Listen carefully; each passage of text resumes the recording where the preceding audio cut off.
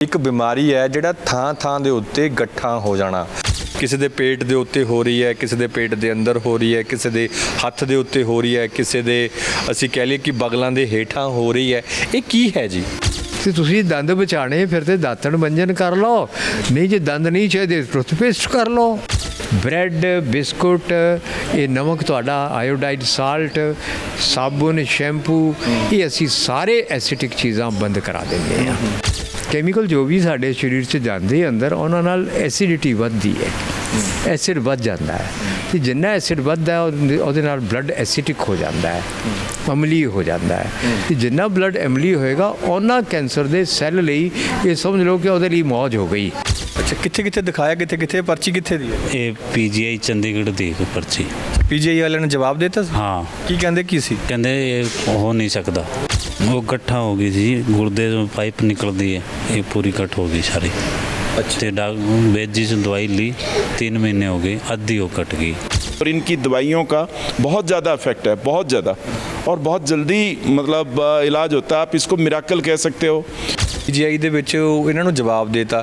ਲੇਕਿਨ ਮੈਂ ਸੁਣ ਰਿਹਾ ਸੀ, ਤੁਸੀਂ ਦੱਸ ਰਹੇ ਸੀ ਕਿ ਜਿਹੜੇ ਨਿੰਬੂ ਨੇ, ਨਿੰਬੂਆਂ ਦਾ ਛਿਲਕਾ ਕੁੱਟ ਕੇ ਨਮਕ ਸੇਂਦਾ ਪਾ ਕੇ, ਉਹ ਕੀ ਕਨਸੈਪਟ ਹੈ ਜੀ? ਕਿੱਥੇ ਪੀਜੀਆਈ, ਕਿੱਥੇ ਨਿੰਬੂ? ਵੈਦ ਜੀ, ਇਹ ਕੀ ਹੋਇਆ? ਨਿੰਬੂ ਦਾ ਛਿਲਕਾ ਤੇ ਨਿੰਬੂ ਜਿਹੜਾ ਦੇਸੀ ਹੈ ਉਹ ਪੇਟ 'ਚ ਜਾਏਗਾ, ਢਿੱਡ 'ਚ ਜਾ ਕੇ ਉਹ ਹੈਗਾ ਐਸਿਡਿਕ, ਤੇ ਕੈਂਸਰ ਵਧਾਊ ਨਾ, ਨਹੀਂ ਘਟਾਊ। ਕਿਉਂ? ਅਮਾਸ਼ੇ ਤੋਂ ਜਾਣ ਤੋਂ ਬਾਅਦ ਉਹ ਬਲੱਡ 'ਚ ਪਹੁੰਚਦੇ ਐਲਕਲਾਈਨ ਹੋ ਜਾਊ। ਅੱਛਾ, ਇਹ ਤਾਂ ਮਿਰਕਲ ਹੈਗਾ ਉਹਦਾ। ਤੁਸੀਂ ਨਿੰਬੂ ਦੱਬ ਕੇ ਖਾਓ ਜਿੰਨਾ ਡਾਈਜੈਸਟ ਹੁੰਦਾ ਹੈ। ਨੰਬਰ 2, ਮਿੱਠਾ ਸੋਡਾ 10 ਦਿਨ ਤੱਕ ਪੇਟ 'ਚ ਅਲਸਰ ਨਹੀਂ ਹੈਗੇ ਤੇ 1 ਜਾਂ 2 ਚਮਚ, 1 ਚਮਚ ਮਿੱਠਾ ਸੋਡਾ ਕੱਚ ਦੇ ਗਲਾਸ 'ਚ ਪਾ ਲਓ, 1 ਨਿੰਬੂ ਪਾ ਲਓ, ਘੋਲ ਕੇ 10-12 दिन पी लो। वैद जी से पहले हालात ये थी कि इनका काफ़ी सीरियस और क्रिटिकल कंडीशंस थी, बल्कि दबी जबान में डॉक्टर पीजीआई के ने कहा कि हो सकता है कैंसरियस हो। ਸਾਨੂੰ ਇਹ ਕਿਵੇਂ ਪਹਿਚਾਨ ਹੋਵੇ ਕਿ ਜਿਹੜੀ ਸਾਡੇ ਗੱਠ ਹੈਗੀ ਹੈ ਇਹ ਜਸਟ ਇੱਕ ਲਿਪੋਮਾ ਦੀ ਗੱਠ ਹੈਗੀ ਹੈ ਜਾਂ ਫਿਰ ਇਹ ਕੈਂਸਰਿਸਟ ਹੈ ਜਾਂ ਨੌਨ ਕੈਂਸਰਿਸਟ ਹੈ? ਅਸੀਂ ਪਤਾ ਕਰ ਸਕਦੇ ਹਾਂ ਆਪ ਜੀ?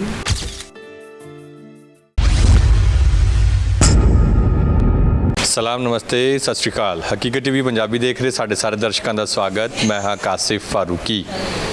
ਇੰਨੇ ਦਿਨੀ ਅਸੀਂ ਜਿਹੜਾ ਇੱਕ ਦੂਸਰੇ ਤੋਂ ਅੱਗੇ ਵਧਣ ਦੀ ਹੋੜ ਦੇ ਵਿੱਚ ਬਹੁਤ ਵਾਰ ਅਜਿਹਾ ਹੁੰਦਾ ਹੈ ਕਿ ਆਪਣੇ ਸਰੀਰ ਵੱਲ ਧਿਆਨ ਦੇਣਾ ਹੀ ਭੁੱਲ ਜਾਂਦੇ ਹਾਂ, ਜਾਂ ਅਸੀਂ ਇਹ ਕਹਿ ਲਈਏ ਕਿ ਆਧੁਨਿਕ ਜੀਵਨ ਸ਼ੈਲੀ ਦੇ ਵਿੱਚ ਅਸੀਂ ਪੈਸਾ ਕਮਾਉਣ ਦੀ ਦੌੜ ਦੇ ਵਿੱਚ ਇੰਨੇ ਜ਼ਿਆਦਾ ਮਸਰੂਫ ਹੋ ਗਏ ਹਾਂ, ਇੰਨੇ ਜ਼ਿਆਦਾ ਬਿਜ਼ੀ ਹੋ ਗਏ ਹਾਂ ਕਿ ਆਪਣੇ ਸਰੀਰ ਵੱਲ ਕਈ ਵਾਰ ਜਿਹੜੀ ਸਾਡੀ ਨਹੀਂ ਜਿਹੜਾ ਨਜ਼ਰ ਪੈਂਦੀ। ਅਜਿਹੇ ਦੇ ਵਿੱਚ ਇਸ ਵੇਲੇ ਪੂਰੇ ਇੰਡੀਆ ਦੇ ਵਿੱਚ ਅਸੀਂ ਕਹਿ ਲਈਏ, ਖਾਸ ਕਰਕੇ ਪੰਜਾਬ ਦੇ ਵਿੱਚ, ਹਰਿਆਣਾ ਦੇ ਵਿੱਚ ਇੱਕ ਬਿਮਾਰੀ ਹੈ ਜਿਹੜਾ ਥਾਂ ਦੇ ਉੱਤੇ ਗੱਠਾਂ ਹੋ ਜਾਣਾ। ਕਿਸੇ ਦੇ ਬਾਜ਼ੂ ਦੇ ਉੱਤੇ ਗੱਠ ਹੋ ਜਾਂਦੀ ਹੈ, ਕਿਸੇ ਦੇ ਪੇਟ ਦੇ ਵਿੱਚ ਗੱਠ ਹੋ ਜਾਂਦੀ ਹੈ, ਤੇ ਕਿਸੇ ਦੇ ਅਸੀਂ ਕਹਿ ਲਈਏ ਕਿ ਸਰੀਰ ਦੇ ਕਿਸੇ ਹਿੱਸੇ ਦੇ ਵਿੱਚ ਵੀ ਜਿਹੜੀ ਉਹ ਗੱਠ ਹੋ ਸਕਦੀ ਹੈ। ਅਜਿਹੇ ਦੇ ਵਿੱਚ ਵੈਦ ਰਾਜੇਸ਼ ਕਪੂਰ ਹੋਣਾ ਦੀ ਬੜੀ ਵੱਡੀ ਰਿਸਰਚ ਹੈਗੀ ਹੈ ਗੱਠਾਂ ਦੇ ਬਾਬਤ, ਕਿ ਗੱਠਾਂ ਨੂੰ ਕਿਵੇਂ ਖੋਰਿਆ ਜਾ ਸਕਦਾ ਹੈ, ਚਾਹੇ ਉਹ ਕੈਂਸਰਿਸਟ ਹੋਣ ਚਾਹੇ ਨੌਨ ਕੈਂਸਰਿਸਟ ਹੋਣ। ਅਜਿਹੇ ਦੇ ਵਿੱਚ ਅਸੀਂ ਉਹਨਾਂ ਨਾਲ ਗੱਲਬਾਤ ਕਰਾਂਗੇ, ਸਮਝਣ ਦੀ ਕੋਸ਼ਿਸ਼ ਕਰਾਂਗੇ ਕਿ ਸਾਡੇ ਸਰੀਰ ਦੇ ਵਿੱਚ ਗੱਠਾਂ ਅਜਿਹੀਆਂ ਬਣਨ ਹੀ ਨਾ, ਜਾਂ ਜਿਨ੍ਹਾਂ ਦੇ ਬਣ ਚੁੱਕੀਆਂ ਨੇ ਉਹਨਾਂ ਦਾ ਕੁਦਰਤ ਦੇ ਵਿੱਚ ਇਲਾਜ ਕੀ ਹੈ, ਔਰ ਕਿਸ ਤਰੀਕੇ ਦੇ ਪਰਹੇਜ਼ ਕਰਕੇ ਅਸੀਂ ਆਪਣਾ ਬਚਾਅ, ਆਪਣੇ ਪਰਿਵਾਰ ਦਾ ਬਚਾਅ ਇਸ ਤਰ੍ਹਾਂ ਦੀਆਂ ਨਾਮੁਰਾਦ ਬਿਮਾਰੀਆਂ ਤੋਂ ਕਰ ਸਕਦੇ ਹਾਂ। ਪਹਿਲਾਂ ਹਮੇਸ਼ਾ ਦੀ ਤਰ੍ਹਾਂ ਅਸੀਂ ਸਵਾਗਤ ਕਰ ਲੈਂਦੇ ਹਾਂ। ਵੈਦ ਜੀ, ਬਹੁਤ ਸਵਾਗਤ ਹੈ ਹਕੀਕਤ ਟੀਵੀ ਪੰਜਾਬੀ ਤੇ ਇੱਕ ਵਾਰ ਫਿਰ। ਧੰਨਵਾਦ ਜੀ, ਤੁਹਾਡੀ ਦਰਸ਼ਨ ਦਿੰਦੇ ਰਹਿੰਦੇ ਹੋ ਤੁਸੀਂ ਜੀ। ਅੱਛਾ ਵੈਦ ਜੀ, ਇੱਕ ਗੱਲ ਦੱਸੋ ਕਿ ਇਸ ਵੇਲੇ ਥਾਂ ਦੇ ਉੱਤੇ ਗੱਠਾਂ ਦਾ ਜਿਹੜਾ ਅਸੀਂ ਕਹਿ ਲਈਏ ਕਿ ਬਿਮਾਰੀ ਹੈ, ਹਰ ਚੌਥੇ ਪੰਜਵੇਂ ਬੰਦੇ ਦੇ ਵਿੱਚ ਉਹ ਦੇਖਣ ਨੂੰ ਨਜ਼ਰ ਆ ਰਹੀ ਹੈ। ਕਿਸੇ ਦੇ ਪੇਟ ਦੇ ਉੱਤੇ ਹੋ ਰਹੀ ਹੈ, ਕਿਸੇ ਦੇ ਪੇਟ ਦੇ ਅੰਦਰ ਹੋ ਰਹੀ ਹੈ, ਕਿਸੇ ਦੇ ਹੱਥ ਦੇ ਉੱਤੇ ਹੋ ਰਹੀ ਹੈ, ਕਿਸੇ ਦੇ ਅਸੀਂ ਕਹਿ ਲਈਏ ਕਿ ਬਗਲਾਂ ਦੇ ਹੇਠਾਂ ਹੋ ਰਹੀ ਹੈ। ਇਹ ਕੀ ਹੈ ਜੀ? ਦੇਖੋ ਜੀ, ਇਹਦਾ ਕਾਰਨ ਤੇ ਗੱਠਾਂ ਦਾ ਇਹ ਕੋਈ ਕਾਮਨ ਗੱਲ ਨਹੀਂ ਹੈਗੀ। ਅੱਜ ਕੱਲ੍ਹ ਜਿਹੜੀ ਵਧੀ ਹੈ ਇਹਦਾ ਕਾਰਨ ਹੈਗਾ ਹੈ ਕੈਮੀਕਲਸ। ਤੇ ਜਿਹੜੀ ਗੱਠਾਂ ਬਣ ਰਹੀ, ਜੇ ਕੈਮੀਕਲ ਸਾਡੇ ਸਰੀਰ 'ਚ ਇੰਨੇ ਨਹੀਂ ਜਾਣਗੇ ਤੇ ਗੱਠਾਂ ਵੀ ਨਹੀਂ ਬਣਨੀ। ਹੁਣ ਗੱਠਾਂ ਵੀ ਕਈ ਤਰ੍ਹਾਂ ਦੀ ਹੁੰਦੀ ਹੈ, ਪਰ ਉਹਦੇ ਮੇਨ 2 ਕੈਟਾਗਰੀ ਨੇ, ਕੈਂਸਰਸ, ਇੱਕ ਨੌਨ ਕੈਂਸਰਸ, ਜਿਸ ਨੂੰ ਮੈਡੀਕਲ ਲੈਂਗੁਏਜ 'ਚ ਅਸੀਂ ਕਹਿ ਦਿੰਦੇ ਹਾਂ ਮੈਲੈਗਨੈਂਟ ਔਰ ਨੌਨ ਮੈਲੈਗਨੈਂਟ। ਤੇ ਇਹ ਦੋਵੇਂ ਤਰ੍ਹਾਂ ਦੀ ਗੱਠਾਂ ਬਣ ਰਹੀ ਹੈ, ਪਰ ਜਿਹੜੀ ਨੌਨ ਮੈਲੈਗਨੈਂਟ ਹੈ ਉਹ ਵੀ ਬਾਅਦ 'ਚ ਜਾ ਕੇ ਮੈਲੈਗਨੈਂਟ ਬਣ ਸਕਦੀ ਹੈ। ਤਾਂ ਕਾਰਨ ਕੀ ਹੈ ਉਹ ਤੁਸੀਂ ਦੇਖੋ, ਇਹ ਤਾਂ ਸਿੱਧੀ ਜਿਹੀ ਗੱਲ ਹੈ, 2+2 4 ਦੀ ਤਰ੍ਹਾਂ। ਤੇ ਦੁਨੀਆ 'ਚ ਸਾਰੇ ਤੋਂ ਜ਼ਿਆਦਾ ਕੈਮੀਕਲ ਖੇਤਾਂ 'ਚ ਕੌਣ ਪਾ ਰਿਹਾ ਹੈ? ਪੰਜਾਬ ਪਾ ਰਿਹਾ ਹੈ। ਦੁਨੀਆ 'ਚ ਸਾਰੇ ਤੋਂ ਜ਼ਿਆਦਾ, ਦੁਨੀਆ 'ਚ, ਦੇਸ਼ 'ਚ ਨਹੀਂ, ਦੁਨੀਆ 'ਚ ਸਾਰੇ ਤੋਂ ਵੱਧ ਕਿੱਥੇ ਹੈ ਕੈਂਸਰ? ਪੰਜਾਬ 'ਚ। ਤੇ ਸਿੱਧੀ ਗੱਲ ਹੈ ਜੀ, ਕੈਮੀਕਲਸ ਕਰਕੇ ਹੋ ਰਿਹਾ ਹੈ। ਉਹ ਕੈਮੀਕਲ ਨਾਲ ਹੁੰਦਾ ਕੀ ਹੈ? ਕੈਮੀਕਲ ਜੋ ਵੀ ਸਾਡੇ ਸਰੀਰ 'ਚ ਜਾਂਦੇ ਅੰਦਰ, ਉਹਨਾਂ ਨਾਲ ਐਸਿਡਿਟੀ ਵੱਧਦੀ ਹੈ, ਐਸਿਡ ਵੱਧ ਜਾਂਦਾ ਹੈ। ਤੇ ਜਿੰਨਾ ਐਸਿਡ ਵੱਧਦਾ ਉਹਦੇ ਨਾਲ ਬਲੱਡ ਐਸਿਡਿਕ ਹੋ ਜਾਂਦਾ ਹੈ, ਅਮਲੀ ਹੋ ਜਾਂਦਾ ਹੈ। ਤੇ ਜਿੰਨਾ ਬਲੱਡ ਅਮਲੀ ਹੋਏਗਾ, ਉਹਨਾਂ ਕੈਂਸਰ ਦੇ ਸੈੱਲ ਲਈ ਇਹ ਸਮਝ ਲਓ ਕਿ ਉਹਦੇ ਲਈ ਮੌਜ ਹੋ ਗਈ। ਉਸ ਨੂੰ ਉਹੀ ਐਸਿਡਿਕ ਬਲੱਡ ਚਾਹੀਦਾ ਹੈ। ਜਦ ਤੱਕ ਬਲੱਡ ਐਸਿਡਿਕ ਨਹੀਂ ਹੋਣਾ, ਤਦ ਤੱਕ ਕੈਂਸਰ ਨਹੀਂ ਬਣਨਾ। ਜੇ ਮੇਰੀ ਗੱਲ ਸਹੀ ਹੈ, ਫਿਰ ਤਾਂ ਕੈਂਸਰ ਦਾ ਇਲਾਜ ਬੜਾ ਹੀ ਸੌਖਾ ਹੈ। ਬਲੱਡ ਨੂੰ ਤੁਸੀਂ ਐਲਕਲਾਈਨ ਬਣਾ ਦਿਓ ਤੇ ਕੈਂਸਰ ਮੁੱਕ ਗਿਆ ਬਿਨਾਂ ਦਵਾਈ ਦੇ। ਐਲਕਲਾਈਨ ਕਿੱਦਾਂ ਬਣਨਾ ਹੈ? ਉਹ ਸਾਡੇ ਸਾਹਮਣੇ ਇੱਕ ਸੱਜਣ ਬੈਠੇ ਨੇ, ਇਹਨਾਂ ਨੂੰ ਅਸੀਂ ਬਲੱਡ ਐਲਕਲਾਈਨ ਬਣਾਉਣ ਦਾ ਟ੍ਰੀਟਮੈਂਟ ਦਿੱਤਾ ਹੈ। 3 ਮਹੀਨੇ 'ਚ ਕਹਿੰਦੇ ਮੇਰੇ ਟਿਊਮਰ ਦਾ ਸਾਈਜ਼ ਅੱਧਾ ਹੋ ਗਿਆ ਹੈ। ਅੱਛਾ। ਚਿਹਰੇ ਤੇ ਰੌਣਕ ਦੇਖੋ ਕਿੰਨੀ ਹੈ, ਲੱਗਦਾ ਹੈ ਕੋਈ ਕਹਿ ਸਕਦਾ ਇਹਨਾਂ ਨੂੰ ਕੋਈ ਨਹੀਂ, ਇਹ ਬਿਮਾਰ ਨਹੀਂ ਲੱਗਦਾ ਤਾਂ ਹੈ ਨਹੀਂ। ਪੁੱਛੋ ਤੁਸੀਂ ਇਹਨਾਂ ਨੂੰ, ਚਿਹਰੇ ਤੋਂ ਲੱਗਦੇ ਹੀ ਨਹੀਂ ਇਹ ਬਿਮਾਰ। ਜੀ। ਉਹ ਕਿੰਨੇ 5 ਘੰਟੇ ਦਾ ਬੱਸ ਦਾ 6 ਘੰਟੇ ਦਾ ਸਫ਼ਰ ਕਰਕੇ ਆਏ ਨੇ, ਉਹ ਫਰੈਸ਼ ਲੱਗ ਰਹੇ ਨੇ। ਜੀ। ਕੀ ਨਾਂ ਹੈ ਤੁਹਾਡਾ? ਕੀ ਨਾਂ ਹੈ? देर बेनेवाल ਅੱਛਾ, ਕਿੱਥੋਂ ਆਏ ਹੋ ਤੁਸੀਂ? माधुमपुर हिसार से। ਹਿਸਾਰ ਤੋਂ ਆਏ ਹੋ। ਤੇ ਕੀ ਪ੍ਰੋਬਲਮ ਕੀ ਸੀ ਤੁਹਾਨੂੰ? वो गट्ठा हो गई थी, गुर्दे में पाइप निकलती है, ये पूरी कट हो गई सारी। ਅੱਛਾ। वेद जी से दवाई ली, 3 महीने हो गए, अद्धी वो कट गई। ਅੱਛਾ, ਕਿੱਥੇ ਦਿਖਾਇਆ? ਕਿੱਥੇ ਪਰਚੀ ਕਿੱਥੇ ਦੀ ਹੈ? ये PGI चंडीगढ़ दी को पर्ची। ਪੀਜੀਆਈ ਵਾਲਿਆਂ ਨੇ ਜਵਾਬ ਦਿੱਤਾ ਸੀ? हाँ, ਕੀ ਕਹਿੰਦੇ? ਕੀ ਸੀ? कहते ये हो नहीं सकता, ਇਲਾਜ ਨਹੀਂ ਹੈਗਾ। इलाज नहीं हो सकता। ਕੀ ਪ੍ਰੋਬਲਮ ਕੀ ਆ ਰਹੀ ਸੀ ਤੁਹਾਨੂੰ? बाथरूम बिल्कुल रुका, 36 घंटे तक मेरा बाथरूम नहीं उतरा था। ਅੱਛਾ। गुर्दे से दोनों जो पाइपें निकलती हैं, उनके ऊपर मांस की गांठ घूम गई थी। ਅੱਛਾ। उसकी वजह से मेरा पेशाब बिल्कुल बंद हो गया था। ਅੱਛਾ। 36 ਘੰਟੇ ਤੱਕ ਲਗਾਤਾਰ ਬੰਦ ਰਿਹਾ? हाँ, बंद रहा था मेरा। ਫਿਰ ਕੀ ਹੋਇਆ? ਕਿਵੇਂ ਫਿਰ ਪਿਸ਼ਾਬ ਨਿਕਲਿਆ ਕਿਵੇਂ ਬਾਹਰ? उस टाइम तो उन्होंने एक बार स्टंट डाले थे, ਅੱਛਾ। लेकिन उसका सैंपल भी नहीं ले सके वो। ਅੱਛਾ। फिर मैं वैद जी से मिला। अब मैं ठीक हूँ, बिल्कुल कोई दिक्कत नहीं। आज सुबह भी मैं 6 घंटे बस से सफ़र करके आया हूँ। ਪਹਿਲਾਂ ਇਸ ਤਰ੍ਹਾਂ ਦਾ ਨਹੀਂ ਸੀ नहीं ਸਿਸਟਮ? नहीं, पहले अगर गाड़ी में आता था तो इंजेक्शन और गोलियाँ लेनी पड़ती थी मेरे को, ਅੱਛਾ। और आज कुछ नहीं लिया। इन्होंने परहेज़ बताया था, वो परहेज़ रखना ज़रूरी है। ਅੱਛਾ, ਕੀ ਦੱਸਿਆ ਇਹਨਾਂ ਨੇ? इन्होंने कहा कि कणक नहीं खानी है, और जो जूते पहनते हैं वो चमड़े के होने चाहिए। ਅੱਛਾ। हाँ, ਹੋਰ ਕੀ ਤੁਹਾਡਾ ਛਡਵਾਇਆ ਕੀ ਇਹਨਾਂ ਨੇ? इन्होंने चाय छुटाती, और मैदे के जो सामान है वो सारा छुटा दिया, तली हुई चीज़ें छुटा दी सारी, वो मैं बिल्कुल छोड़ चुका हूँ। ਇਨ ਬਿਨ ਤੁਸੀਂ ਪਰਹੇਜ਼ ਕੀਤਾ? हाँ, ਨਹੀਂ, ਇਹਨਾਂ ਨੂੰ ਪ੍ਰੋਬਲਮ ਕੀ ਸੀ ਜੀ? ਕੀ ਪ੍ਰੋਬਲਮ ਕਿਵੇਂ ਠੀਕ ਹੋਈ ਹੈ? ਦੇਖੋ ਗੱਲ ਹੈ ਜੀ, ਕਿਤੇ ਯੂਰਿਨਰੀ ਬਲੈਡਰ 'ਚ ਜਾਂ ਪ੍ਰੋਸਟੇਟ 'ਚ ਤੁਹਾਡੇ ਟਿਊਮਰ ਬਣਨਗੇ ਤੇ ਫਿਰ ਐਦਾਂ ਦੀ ਪ੍ਰੋਬਲਮ ਤੇ ਹੋਣੀ ਹੈ ਨਾ ਜੀ। ਅਸੀਂ ਕਿੱਥੇ ਹੈਗਾ ਟਿਊਮਰ, ਇਹਦੇ ਹਿਸਾਬ ਨਾਲ ਅਸੀਂ ਇਲਾਜ ਨਹੀਂ ਕਰਦੇ। ਤੁਹਾਡੀ ਜਿੱਥੇ ਵੀ ਟਿਊਮਰ ਹੈਗਾ, ਅਸੀਂ ਬਲੱਡ ਨੂੰ ਐਲਕਲਾਈਨ ਬਣਾਉਂਦੇ ਆ। ਪਹਿਲਾ ਕੰਮ ਸਾਡਾ ਹੈ। ਜਿਹੜੇ ਬਲੱਡ ਨੂੰ ਐਸਿਡਿਕ ਬਣਾਉਣ ਵਾਲਾ ਆਹਾਰ ਹੈ, ਬੰਦ ਕਰਾਉਂਦੇ ਆ। ਨੰਬਰ 2, ਆਯੁਰਵੇਦ 'ਚ ਫਿਰ ਜਿਹੜੀ ਦਵਾਈਆਂ ਨੇ ਜਿਹੜੀ ਯੂਰਿਨਰੀ ਬਲੈਡਰ 'ਤੇ ਕੰਮ ਕਰਨਗੀ, ਉਹ ਵੀ ਨਾਲ ਦੇ ਦਿੱਤੀ। ਕਿਸੇ ਨੂੰ ਲੰਗਸ ਦਾ ਹੈ ਤੇ ਲੰਗਸ ਲਈ ਟ੍ਰੀਟਮੈਂਟ ਨਾਲ ਦੇ ਦਿੱਤਾ। ਇੱਕ ਕਾਮਨ ਟ੍ਰੀਟਮੈਂਟ ਬਲੱਡ ਐਲਕਲਾਈਨ ਬਣਾਉਣਾ ਹੈ।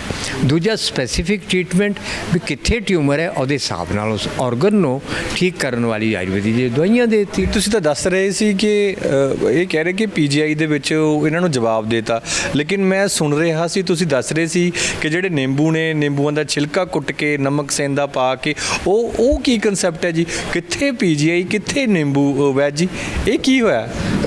ਦੇਖੋ ਜੀ, ਇਹ ਇੱਕ ਸਾਡੇ ਸਾਰਿਆਂ ਦਿਮਾਗ 'ਚ ਬੈਠਿਆ ਹੈ ਕਿ ਜਿਹੜੀ ਵੱਡੀ ਬਿਲਡਿੰਗ ਹੈ, ਵੱਡੇ IGMC ਬਣੇ ਹੋਏ ਹੈ, ਆਪਣਾ ਉਹ ਅਪੋਲੋ ਬਣੇ ਹੋਏ ਹੈ, ਇੱਦਾਂ ਦੇ ਹਸਪੀਟਲ ਵੱਡੇ ਬਣੇ ਹੋਏ ਹੈ, ਉਹਦੀ ਇਲਾਜ ਵੀ ਚੰਗਾ ਹੁੰਦਾ ਹੈ।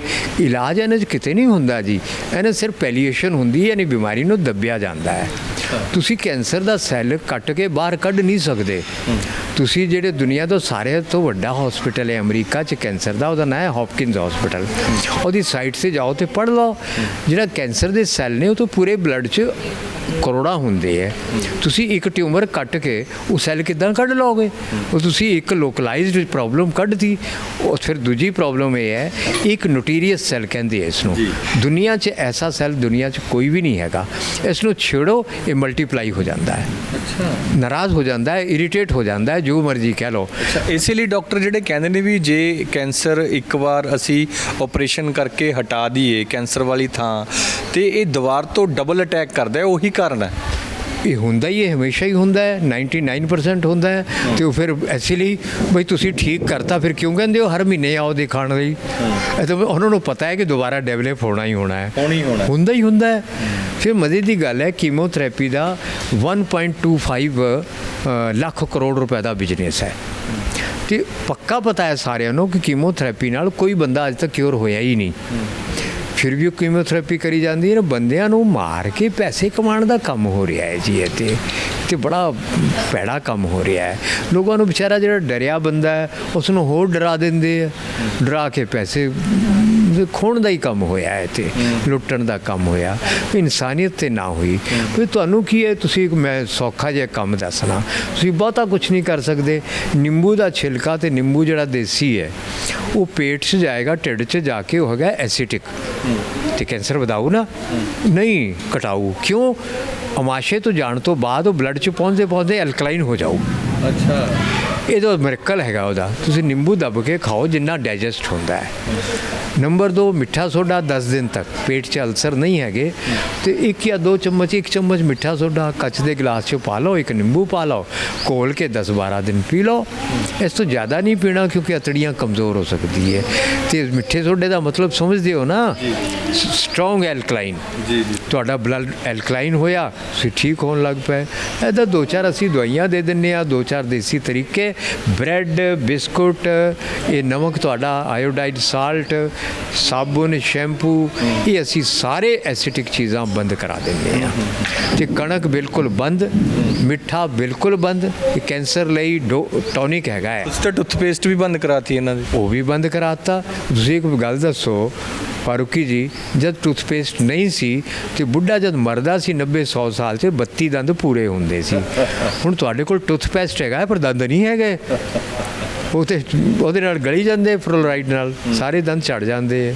ਫਿਰ ਉਹਦੇ 'ਚ ਇੱਕ ਬਹੁਤ ਵੱਡਾ ਜ਼ਹਿਰ ਹੈ ਜਿਹਦੇ ਨਾਲ ਕੈਂਸਰ ਹੁੰਦੇ ਹੈ, ਜਿਸ ਨੂੰ ਅਸੀਂ ਸਪਲੈਂਡਾ ਕਹਿੰਦੇ ਨੇ। ਉਹਦੇ 'ਚ ਪ੍ਰੀਜ਼ਰਵੇਟਿਵ ਹੈਗੇ, ਪੈਰਾਬੀਨਸ, ਉਹ ਸਾਰੇ ਜ਼ਹਿਰ ਨੇ। ਪਰ ਵੱਡਾ ਜ਼ਹਿਰ ਹੈਗਾ ਮਿੱਠਾ। ਉਹ ਜਿਹੜੀ ਮਿਠਾਸ ਹੈਗੀ ਹੈ ਨਾ, ਉਹ ਬਹੁਤ ਵੱਡਾ ਜ਼ਹਿਰ ਹੈ, ਉਹ ਕੈਂਸਰ ਕਰਦਾ ਹੈ। ਤੇ ਟੂਥਪੇਸਟ ਤੁਸੀਂ ਕਹੋ ਕਿਸੇ ਦੇਸੀ ਕੰਪਨੀ ਦਾ ਲਾਓ, ਵਿਦੇਸ਼ੀ ਦਾ ਲਾਓ, ਸਾਰੇ ਜ਼ਹਿਰ ਨੇ। ਤੇ ਤੁਸੀਂ ਦੰਦ ਬਚਾਣੇ ਫਿਰ ਤੇ ਦਾਤਣ ਮੰਜਨ ਕਰ ਲਓ, ਨਹੀਂ ਜੇ ਦੰਦ ਨਹੀਂ ਚਾਹੀਦੇ ਟੂਥਪੇਸਟ ਕਰ ਲਓ। ਕੈਂਸਰ ਵੀ ਨਾਲ ਕਦੇ ਮਿਲ ਹੀ ਜਾਣਾ ਹੈ। ਤੇ ਇਹ ਕੋਈ ਔਖਾ ਕੰਮ ਨਹੀਂ ਹੈਗਾ। ਤੁਸੀਂ ਖਾਣਾ ਪੀਣਾ ਬਦਲੋ ਤੇ ਠੀਕ ਹੋ ਜਾਓਗੇ। ਸਾਡੀ ਕਿਤਾਬ ਜੇ ਹੈਗੀ ਹੈ, ਇੱਕ ਪੰਜਾਬੀ ਵੀ ਹੈ, ਹਿੰਦੀ ਵੀ ਹੈ, ਪੜ੍ਹਨਾ ਚਾਹੋ ਤੇ ਪੜ੍ਹ ਲਓ, ਉਹਦੇ ਸਾਰੇ ਤਰੀਕੇ ਲਿਖੇ ਹੋਏ ਨੇ, ਉਹ ਕਰ ਲਓ। ਅੱਛਾ ਵੈ ਜੀ, ਇਸ ਵੇਲੇ ਜਿਹੜਾ ਥਾਂ ਦੇ ਉੱਤੇ ਸਾਨੂੰ ਇਹ ਕਿਵੇਂ ਪਹਿਚਾਨ ਹੋਵੇ ਕਿ ਜਿਹੜੀ ਸਾਡੇ ਗੱਠ ਹੈਗੀ ਹੈ ਇਹ ਜਸਟ ਇੱਕ ਲਿਪੋਮਾ ਦੀ ਗੱਠ ਹੈਗੀ ਹੈ ਜਾਂ ਫਿਰ ਇਹ ਕੈਂਸਰਿਸਟ ਹੈ ਜਾਂ ਨੌਨ ਕੈਂਸਰਿਸਟ ਹੈ, ਅਸੀਂ ਪਤਾ ਕਰ ਸਕਦੇ ਹਾਂ ਆਪ ਜੀ? ਦੇਖੋ, ਇਹ ਪਤਾ ਕਰਨ ਦੀ ਲੋੜ ਕੋਈ ਨਹੀਂ। ਗੱਠ ਬਣੀ ਹੋਈ ਹੈ ਤੇ ਅੱਜ ਨਹੀਂ ਤੇ ਕੱਲ੍ਹ ਉਹ ਕੈਂਸਰ ਬਣ ਜਾਣਾ ਹੈ। ਗੱਠ ਜਦ ਵੀ ਬਣਦੀ ਹੈ ਉਹ ਕੈਂਸਰਸ ਬਣੇ, ਨੌਨ ਕੈਂਸਰਸ ਬਣੇਗੀ ਤਾਂ ਹੀ ਜਦ ਬਲੱਡ ਐਸਿਡਿਕ ਹੋਏਗਾ। ਤੇ ਤੁਸੀਂ ਉਹ ਕੈਂਸਰ ਬਣਾਉਣ ਵਾਲਾ ਪ੍ਰੋਸੈਸ ਤੇ ਬੰਦ ਕਰੋ ਨਾ ਜੀ, ਉਹ ਪ੍ਰਕਿਰਿਆ ਬੰਦ ਕਰੋ। ਤੁਸੀਂ ਕੀ ਕਰੋਗੇ ਜਾਣ ਕੇ ਕੈਂਸਰਸ ਹੈ ਨੌਨ ਕੈਂਸਰਸ ਹੈ? ਸਾਡਾ ਇਲਾਜ ਤੇ ਬਦਲਣਾ ਫਿਰ ਨਹੀਂ। ਕੈਂਸਰ ਸੇ ਤਾਂ ਵੀ ਉਹ ਇਲਾਜ ਹੈ, ਨੌਨ ਕੈਂਸਰ ਤਾਂ। ਡਾਕਟਰ ਜ਼ਿਆਦਾਤਰ ਇਹ ਕਹਿ ਦਿੰਦੇ ਨੇ ਵੀ ਕੋਈ ਗੱਲ ਨਹੀਂ, ਇਹ ਨਾਰਮਲ ਗੱਠ ਹੈਗੀ ਹੈ, ਅਗਰ ਦਰਦ ਨਹੀਂ ਕਰਦਾ ਤਾਂ ਇਹਦਾ ਇਲਾਜ ਕਰਵਾਉਣ ਦੀ ਵੀ ਲੋੜ ਨਹੀਂ। ਹਾਂ, ਐਸਾ ਨਹੀਂ ਹੈਗਾ ਜੀ। ਚਰਬੀ ਦੀ ਜਿਹੜੀ ਗੱਠਾਂ ਹੈ ਨਾ, ਆਪਾਂ ਉਹ ਵੀ ਇਸੇ ਫਾਰਮੂਲੇ ਨਾਲ ਠੀਕ ਕਰਨੇ ਆ, ਹੈ ਨਾ ਜੀ। ਉਹ ਵੀ ਐਸਿਡਿਟੀ ਵੱਧ ਗਈ ਬਾਡੀ 'ਚ ਤੇ ਤੁਸੀਂ ਉਸ ਨੂੰ ਰਿਲੈਕਟੈਂਟਲੀ ਨਾ ਲਾਓ। ਡਾਕਟਰ ਕਿਉਂ ਕਹਿੰਦਾ, ਮੈਂ ਕਾਰਨ ਦੱਸ ਦੇਣਾ। ਉਹਦੇ ਕੋਲ ਵਿਚਾਰੇ ਕੋਲ ਇਲਾਜ ਹੀ ਕੋਈ ਨਹੀਂ, ਇਸ ਲਈ ਉਹ ਕਹਿ ਦਿੰਦਾ ਜੀ ਚਲਾ ਲਓ ਕੰਮ। ਹੁਣ ਜਨਾਨੀਆਂ ਜਾਂਦੀ ਹੈ ਜੀ, PCOD ਹੈ ਜੀ ਜਨਾਨੀ ਦੇ ਪੇਟ, ਉਹ ਕੋਈ ਨਹੀਂ ਜੀ, ਹਾਲੇ ਬੱਚਾ ਜਿਹੜਾ ਪੈਦਾ ਕਰ ਲਓ, ਜਨਮ ਦੇ ਲਓ, ਫਿਰ ਵੱਡਾ ਹੋਏਗਾ ਤੇ ਤੁਹਾਡੇ ਯੂਟਰਸ ਕੱਢ ਕੇ ਬਾਹਰ ਸੁੱਟ ਦਿਆਂਗੇ, ਹਾਲੇ ਤੁਸੀਂ ਮਾਂ ਬਣ ਲਾਓ। ਇਸ ਤੋਂ ਇਲਾਵਾ ਇਲਾਜ ਹੀ ਕੋਈ ਨਹੀਂ। ਤੇ ਰੱਬ ਦੀ ਮਿਹਰ ਨਾਲ ਸਾਡੇ ਤੋਂ ਕੋਈ ਜਨਾਨੀ ਦਾ ਆਪਰੇਸ਼ਨ ਅੱਜ ਤੱਕ ਨਹੀਂ ਹੋਇਆ PCOD ਦਾ। है ना जी। कोई मेरा नहीं है आयुर्वेद होम्योपैथी च दी बड़े डॉक्टर ने ठीक करने वाले, कोई मेरा ही ठेका नहीं हैगा, सारे कर लेंदे। ਸੋ ਇਹਨਾਂ ਦੇ ਨਾਲ ਇਹਨਾਂ ਦੇ ਰਿਸ਼ਤੇਦਾਰ ਵੀ ਨੇ ਜਿਨ੍ਹਾਂ ਨੇ ਇਹਨਾਂ ਨੂੰ ਵੈਦ ਜੀ ਨਾਲ ਮਿਲਾਇਆ ਸੀ, ਵੈਦ ਰਾਜੇਸ਼ ਕਪੂਰ ਜੀ ਨਾਲ ਮਿਲਾਇਆ ਸੀ। ਤੁਹਾਡਾ ਕੀ ਨਾਮ ਹੈ? मेरा नाम राजकुमार बेनीवाला है। ਅੱਛਾ ਰਾਜकुमार ਜੀ। रिश्तेदार नहीं है, मेरा भाई है, कजन। ਅੱਛਾ ਤੁਹਾਡਾ ਭਰਾ ਹੈ। ਅੱਛਾ ਤੁਸੀਂ ਕਿੱਥੋਂ? हम किशनगढ़ गांव है, मंडी आदमपुर के पास, जिला हिसार। अच्छा।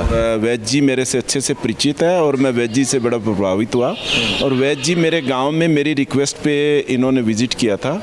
इन्होंने पूरे गांव के 20-50 पेशेंट्स देखे और गांव के लोगों को काफ़ी कुछ खान पीन के बारे में इन्होंने अपना परिचय दिया कि क्या क्या खाना चाहिए, क्या क्या नहीं खाना चाहिए। उसके बाद हमने गौशाला में और स्कूल में भी एक प्रोग्राम कराया था ताकि बच्चों को अवेयर किया जा सके कि क्या खाना चाहिए, क्या नहीं खाना चाहिए और क्या पहनना चाहिए, क्या नहीं पहनना चाहिए।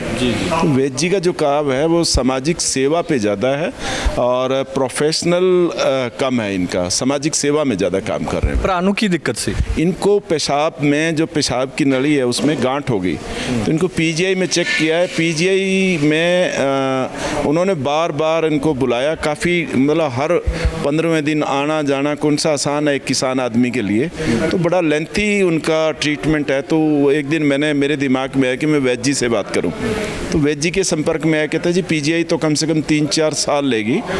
और वैद जी की हमने दवाइयाँ ली और उससे बहुत ज़्यादा आराम है इनको, 50% अभी ये ठीक है। ਹਾਲਾਤ ਕੀ ਸੀ ਪਹਿਲਾਂ? ਵੈਦ ਜੀ ਕੋਲ ਮਿਲਣ ਤੋਂ ਪਹਿਲਾਂ ਹਾਲਾਤ ਕੀ ਸੀ ਇਹਨਾਂ ਦੇ? वैद जी से पहले हालात ये थी कि इनका काफ़ी सीरियस और क्रिटिकल कंडीशंस थी, बल्कि दबी जबान में डॉक्टर पीजीआई के ने कहा कि हो सकता है कैंसरियस हो। तो हम थोड़े घबरा गए इस बात को लेके, तो उनका कि जी अब इलाज क्या है, ट्रीटमेंट चलता रहेगा। मीनवाइल मेरी वैद जी से संपर्क हो गया, तो फिर हमें वैद जी से दवाई ली और पीजीआई की हमने दवाइयाँ बंद कर दी। ਤੇ ਹੁਣ ਕੀ ਹਾਲਾਤ ਨੇ? अभी 50% आराम है इनको 3 महीने में, बहुत ज़्यादा आराम है। अभी ये खुद बाई बस आए हैं मेरे पास आज चल के, सुबह 6 घंटे की जर्नी है हमारे यहाँ गांव से लेके यहाँ पंचकुला तक की, तो खुद बस में आए। उससे पहले बस में ट्रेवल ही नहीं कर सकता था, दवाई ले या इंजेक्शन लगा के फिर ट्रेवलिंग करता था। ਜੀ ਤਾਂ ਫਿਰ ਉਹ ਲੋਕਾਂ ਨੂੰ ਕੀ ਕਹੋਗੇ ਜਿਹੜੇ ਲੋਕ ਇਸ ਵੇਲੇ ਇਸ ਤਰ੍ਹਾਂ ਦੀਆਂ ਮਰਜ਼ਾਂ ਤੋਂ, ਇਸ ਤਰ੍ਹਾਂ ਦੀਆਂ ਬਿਮਾਰੀਆਂ ਤੋਂ ਪਰੇਸ਼ਾਨ ਨੇ, ਵੱਡੇ ਵੱਡੇ ਹਸਪਤਾਲਾਂ 'ਚ ਸਮਾਂ ਵੀ, ਪੈਸਾ ਵੀ, ਆਰਥਿਕ ਤੌਰ ਤੇ ਵੀ, ਮਾਨਸਿਕ ਤੌਰ ਤੇ ਵੀ ਤੇ ਸਰੀਰਕ ਤੌਰ ਤੇ ਵੀ ਜਿਹੜੇ ਪਰੇਸ਼ਾਨੀ ਚੱਲ ਰਹੇ ਨੇ? वैद जी टोटली सोशल सर्विस कर रहे हैं। मैं वैद जी को बहुत अच्छी तरह से वैद जी के परिवार और वैद जी से मिल चुका हूँ। इनका ध्येय है लोगों को देसी चीज़ों से, खान पान से जोड़ना, और जैसे हिंदुस्तान की आयुर्वेदिक होम्योपैथिक पत्ती उससे जोड़ के वही जीवन शैली जीने के लिए ये प्रेरित करते हैं। और गौओं की सेवा के लिए गाय से, देसी गाय के मूत्र से, गोबर से दवाइयाँ, उस पर वैद जी का फोकस है। और इसके लिए हमने एक गौशाला भी विजिट की है। तो वैद जी जो भी आज आप हमारा इंटरव्यू ले रहे हो, इसका मकसद वैद जी को प्रमोट करना नहीं है, लोगों को अवेयर कराना है कि वैद जी बिल्कुल साफ़ सुथरे सज्जन व्यक्ति है और जो बात कहेंगे साफ स्पष्ट शब्दों में बात कहेंगे। और इनकी दवाइयों का बहुत ज़्यादा इफेक्ट है, बहुत ज़्यादा, और बहुत जल्दी मतलब इलाज होता है। आप इसको मिराकल कह सकते हो क्योंकि इन्होंने सीधी स्पॉट भाषा में ट्रीटमेंट करना है। ਜੀ ਅੱਛਾ ਇਸ ਤੋਂ ਪਹਿਲਾਂ ਕਿੱਥੇ ਕਿੱਥੇ ਤੁਸੀਂ ਟ੍ਰੀਟਮੈਂਟ ਕਰਾਇਆ? ਪੀਜੀਆਈ ਤੋਂ ਇਲਾਵਾ ਕਿੱਥੇ ਕਿੱਥੇ ਤੁਸੀਂ ਗਏ? पीजीआई आए थे हम पे। ਸਿੱਧਾ ਪੀਜੀਆਈ ਚ? हाँ ਅੱਛਾ ਅੱਛਾ। ਤੇ ਪੀਜੀਆਈ ਵਾਲੇ ਡਾਕਟਰ ਕਹਿੰਦੇ ਸੀ ਵੀ ਆਪਰੇਸ਼ਨ ਹੋਊਗਾ, ਕੀ ਹੋਏਗਾ? नहीं, ऑपरेशन के लिए मना ही कर दिया था उन्होंने, ऑपरेशन तो हो ही नहीं सकता क्या। ਅੱਛਾ। ਤੇ ਫਿਰ ਵੈਦ ਜੀ ਇਹ ਤਾਂ ਮੈਨੂੰ ਲੱਗਦਾ ਕਿ ਚਮਤਕਾਰ ਹੈਗਾ, ਪੀਜੀਆਈ ਵਾਲਿਆਂ ਨੇ ਜਵਾਬ ਦੇਤਾ ਤੇ ਤੁਸੀਂ ਤੁਹਾਡੇ ਦੇਸੀ ਨੁਸਖਿਆਂ ਨੇ, ਕੁਦਰਤੀ ਨੁਸਖਿਆਂ ਨੇ ਠੀਕ ਕਰਤਾ। ਫਾਰੂਕੀ ਜੀ ਤੁਹਾਨੂੰ ਚਮਤਕਾਰ ਇਸ ਲਈ ਲੱਗਦਾ ਹੈ ਕਿਉਂਕਿ ਮਤਲਬ ਚਮਤਕਾਰ ਦੀ ਗੱਲ ਕੋਈ ਹੈ ਨਹੀਂ। ਕਾਰਨ ਇਹ ਕਿ ਮੇਰੇ ਵਰਗੇ ਸੈਂਕੜੋਂ ਹੈਗੇ ਨੇ ਵੈਦ ਜਿਨ੍ਹਾਂ ਨੇ ਹਜ਼ਾरों ਜਿਹੜੇ ਜਾਂ ਲੱਖੋਂ ਜਿਹੜੇ ਕੈਂਸਰ ਪੇਸ਼ੈਂਟ ਠੀਕ ਕਰਤੇ ਹੈ, ਉਹ ਮੈਂ ਇਕੱਲਾ ਨਹੀਂ ਹੈਗਾ। ਤੇ ਦੂਜੇ ਪਾਸੇ ਇਸ ਤੋਂ ਇੱਕਦਮ ਉਲਟ ਗੱਲ ਹੈ, ਐਲੋਪੈਥੀ 'ਚ ਇੱਕ ਵੀ ਪੇਸ਼ੈਂਟ ਪੂਰਾ ਕਿਉਰ ਹੋਇਆ ਹੋਏ ਕੈਂਸਰ ਦਾ ਐਸਾ ਕੋਈ ਵੀ ਨਹੀਂ ਹੈਗਾ। ਜਿਹੜੇ ਠੀਕ ਹੋ ਕੇ ਜਾਂਦੇ ਉਹਨਾਂ ਨੂੰ ਫਿਰ ਕੈਂਸਰ ਹੀ ਹੁੰਦਾ ਹੈ। ਕਿ ਸਾਡੇ ਜਿਹੜੇ ਆਯੁਰਵੇਦ ਹੋਮਿਓਪੈਥੀ ਠੀਕ ਹੁੰਦੇ, ਪ੍ਰਾਕ੍ਰਿਤਿਕ ਚਿਕਿਤਸਾ ਤੋਂ ਹੁੰਦੇ, ਉਹ ਫਿਰ ਕੈਂਸਰ ਨਾਲ ਨਹੀਂ ਮਰਦੇ। ਜੀ ਤੇ ਇਹ ਹੈਰਾਨੀ ਦੀ ਕੋਈ ਗੱਲ ਨਹੀਂ, ਇਹ ਠੀਕ ਦੂਜੀ ਪੈਥੀਆਂ 'ਚ ਹੀ ਹੋਣੇ ਆ ਬੰਦੇ, ਐਲੋਪੈਥੀ 'ਚ ਹੋਣੇ ਹੀ ਨਹੀਂ ਹੈ। ਜੀ ਬਹੁਤ ਬਹੁਤ ਸ਼ੁਕਰੀਆ ਜੀ ਸਾਰੀ ਇਹ ਗੱਲਬਾਤ ਦੇ ਲਈ। ਔਰ ਮੈਨੂੰ ਲੱਗਦਾ ਕਿ ਜੋ ਤੁਸੀਂ ਨੁਸਖਾ ਦੱਸਿਆ ਹੈ, ਗੱਠਾਂ ਵਾਲਾ ਨੁਸਖਾ ਦੱਸਿਆ, ਉਹਦੇ ਤੋਂ ਲੋਕ ਫਾਇਦਾ ਜ਼ਰੂਰ ਚੁੱਕਣਗੇ। ਔਰ ਜੇਕਰ ਕਿਸੇ ਇੱਕ ਸ਼ਖਸ ਨੂੰ ਵੀ ਤੁਹਾਡਾ ਨੁਸਖਾ ਠੀਕ ਬੈਠਦਾ ਹੈ ਤਾਂ ਮੈਨੂੰ ਲੱਗਦਾ ਕਿ ਉਹਦੀ ਬਿਮਾਰੀ ਦੂਰ ਹੁੰਦੀ ਹੈ, ਤਾਂ ਆਪਣੀ ਵੀਡੀਓ ਬਣਾਉਣਾ ਵੀ ਮੈਨੂੰ ਲੱਗਦਾ ਕਿ ਸਫਲ ਰਹੇਗਾ। ਹੋਗੀ ਤੁਹਾਡੀ ਯਾਨੀ ਦੌੜ ਭੱਜ ਵੀ ਸਾਰਥਕ ਹੋਗੀ, ਸਾਡੀ ਮਿਹਨਤ ਵੀ। ਜੀ ਬਹੁਤ ਬਹੁਤ ਸ਼ੁਕਰੀਆ ਜੀ। ਸੋ ਇਹ ਸਨ ਵੈਦ ਰਾਜੇਸ਼ ਕਪੂਰ, ਜਿਨ੍ਹਾਂ ਨੇ ਦੱਸਿਆ ਕਿ ਜੇਕਰ ਤੁਹਾਡੇ ਸਰੀਰ ਦੇ ਵਿੱਚ ਗੱਠਾਂ ਬਣ ਜਾਣ ਤਾਂ ਗੱਠਾਂ ਦਾ ਜਿਹੜਾ ਕੁਦਰਤੀ ਇਲਾਜ ਕਿਸ ਤਰੀਕੇ ਨਾਲ ਕੀਤਾ ਜਾ ਸਕਦਾ ਹੈ। ਸਾਡੀ ਵੀਡੀਓ ਬਣਾਉਣ ਦਾ ਪਰਪਸ ਵੀ ਇਹੀ ਹੈ, ਐਜੂਕੇਸ਼ਨਲ ਪਰਪਸ ਰਹਿੰਦਾ ਹੈ। ਇਲਾਜ ਅਸੀਂ ਹਮੇਸ਼ਾ ਹੀ ਇਹੀ ਗੱਲ ਕਹਿੰਦੇ ਕਿ ਜੇਕਰ ਤੁਸੀਂ ਕੋਈ ਵੀ ਇਲਾਜ, ਕਿਸੇ ਵੀ ਤਰ੍ਹਾਂ ਦਾ ਇਲਾਜ ਲੈਣਾ ਹੈ ਤਾਂ ਇਹ ਜਿਹੜਾ ਇਲਾਜ ਹੈਗਾ ਚੰਗੇ ਵੈਦ ਹਕੀਮ ਜਿਹੜਾ ਡਾਕਟਰ ਦੀ ਸਲਾਹ ਦੇ ਨਾਲ ਹੀ ਲਿਆ ਜਾਵੇ। ਸੋ ਫਿਲਹਾਲ ਮੈਨੂੰ ਇਹ ਵੀਡੀਓ ਇੱਥੇ ਹੀ ਖਤਮ ਕਰਨ ਦੀ ਦਿਓ ਆਗਿਆ। ਧੰਨਵਾਦ।